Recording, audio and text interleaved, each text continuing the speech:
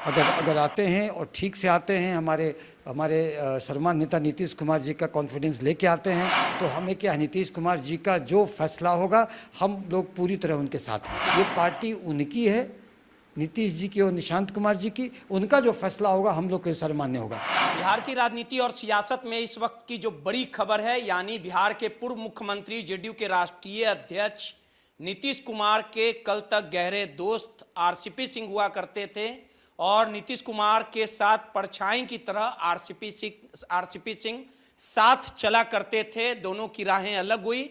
एक बार फिर से 4 सालों के बाद नीतीश कुमार से आरसीपी सिंह की मुलाकात हुई है और ऐसा माना जा रहा है कि आरसीपी सिंह की वनवास समाप्त हुई है और फिर से ये दोनों जोड़ी बिहार के लिए काम करेगी। हमारे साथ बात करने के लिए जेडीयू के कद्दावर नेता सुनील जी हैं। सुनील जी, जिस आरसीपी सिंह की जरूरत जेडीयू को नहीं थी, कल तक जो आप लोग के नेता थे ललन सिंह, संजय झा, वो कहते थे कि जेडीयू 40 से 45 सीटों पर अगर सिमटी तो इसके लिए लगातार आरसीपी सिंह जिम्मेवार थे।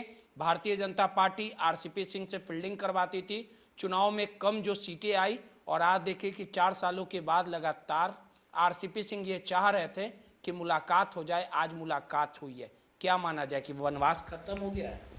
लेकिन निश्चित ही आरसीपी सिंह जी हमारे जदयू पार्टी के हर शीर्ष पदों पर रहे, केंद्रीय मंत्री रहे, राज्यसभा सदस्य रहे, राष्ट्रीय अध्यक्ष रहे, राष्ट्रीय प्रधान महासचिव रहे।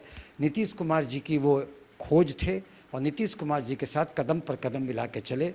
कतिपय कारणों से उन्होंने उनके कुछ आचरण, नीतीश जी का हमारे जो सम्मानित नेता हैं उनसे उन्होंने राह अलग की और अब मिलने गए हैं। तो उनका आना नहीं आना ये शीर्ष नेतृत्व का डिस्क्रिशन है, लेकिन निश्चित ही कार्यकर्ताओं का जुड़ाव रहता है। तो ये जो नीतीश कुमार जी के अगर के साथ वो मिले हैं और जदयू के नेता नीति और नीयत में पूरी तरह से आस्था रख के मिले हैं, तो हमें लगता है कि कॉल तो लेना है नीतीश कुमार जी को, सम्मानित नेता को, हमारे राष्ट्रीय अध्यक्ष को।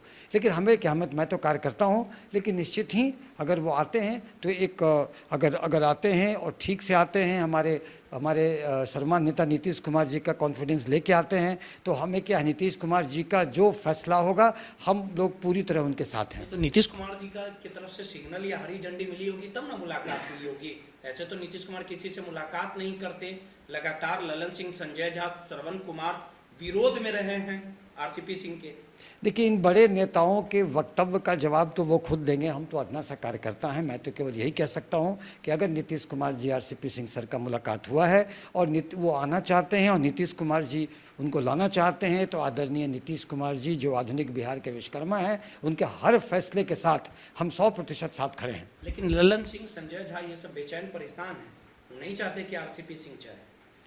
देखिए, ये तो मुझे ऐसी कोई जानकारी नहीं है। आप कह रहे हैं तो वो लगातार विरोध जता रहे नहीं, तो उनका देखिए अनुभव है जी। देखिए, वो बड़े नेता हैं, बड़े नेता का जवाब वो खुद दें। हम कार्यकर्ता उन पर टिप्पणी कैसे कर सकते हैं? अगर उन्होंने विरोध किया है तो इसका फैसला वही करेंगे, जवाब वही देंगे। हम लोग तो जानते हैं कि आदरणीय नीतीश कुमार जी के सम्मानित नेता हैं, उनके फैसले के साथ हैं। ये पार्टी उनकी है, नीतीश जी की और निशांत कुमार जी की, उनका जो फैसला होगा हम लोग के सर मान्य होगा। बाकी अन्य व्यक्ति जो बोलते हैं वो भी बड़े नेता हैं, वो अपने बोलने के लिए खुद उनका वो दायित्व है, उनसे खुद आप टिप्पणी। आप लोग ऐसा मानते हैं कि अगर आएंगे तो पार्टी और मजबूत होगा, फिर उसी मजबूती के साथ दोनों काम करेंगे बिहार की जनता के लिए, पार्टी के लिए?